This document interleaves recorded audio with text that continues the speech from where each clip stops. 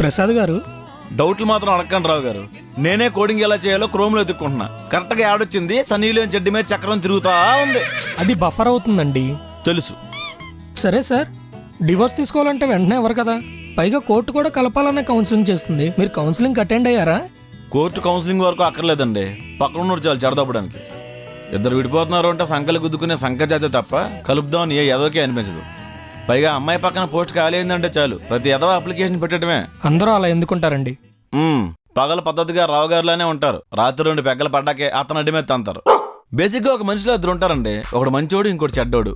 కానీ మనకే తెలియకుండా 3వ వ్యక్తి కూడా ఉంటాడు. వాడే ఫ్రస్ట్రేషన్ ఆపుకోలేని సాడిస్ట్. వాడు వివిధ ప్లేసుల్లో వివిధ రకాలుగా వివిధ పద్ధతుల్లో వ్యక్తపరుస్తూ ఉంటాడు మీలాగా. ప్రసాద్, కార్తిక్ చెప్పాడు కదా కోడింగ్ లో హెల్ప్ చేయమని. స్టార్ట్ చేయి. నాకేం రాదు, మీకేం చెప్తాను. సరే ఓపెన్ చేయండి. పాస్వర్డ్ చెప్పండి. మై హార్ట్ ఈస్ బీటింగ్ టింగ్ టింగ్ టింగ్. వీధిలోకి పీచుమట్టి అమ్ముకున్నాడు వచ్చినట్టుగా టింగ్ టింగ్ ఏంటండి? నాకు హృదయ రోగం.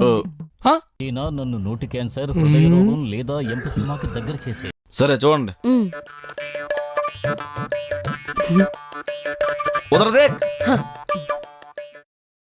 సో బేసిక్ గా కోడింగ్ చేసేటప్పుడు ప్రసాద్, నువ్వు మాట్లాడుతుంటే మత్తుగుంది తెలుసా?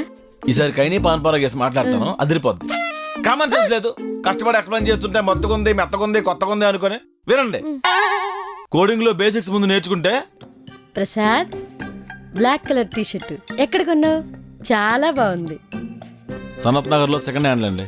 ఓ, సెకండ్ హ్యాండ్ కాబట్టి బాగుంది. నీరజ గారు ప్లీజ్. నీరజ గారు, ఈ రోజు క్యారేజ్ ఏం తెచ్చారండి?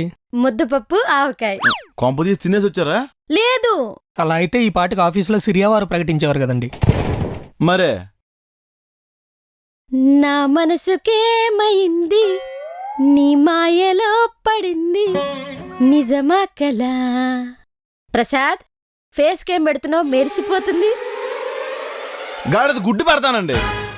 నేను సెల్ఫీ కూడా తీసుకొని చండాలంగా ఉంటానని ఓ కెలుగుతారంటే పెద్దవారు నూరుకుంటున్నా, లేకపోతే ఈ పాటికి బుర్ర భద్రడిపోయేది. మీ మగాళ్ళున్నారే, మనసు లేదు. మీరంతా రాతి మనుషులు. కార్తీక్, ఇదిగో అక్క అక్క అక్కో. పాపం ఆవిడ మనసు గాయపడింది.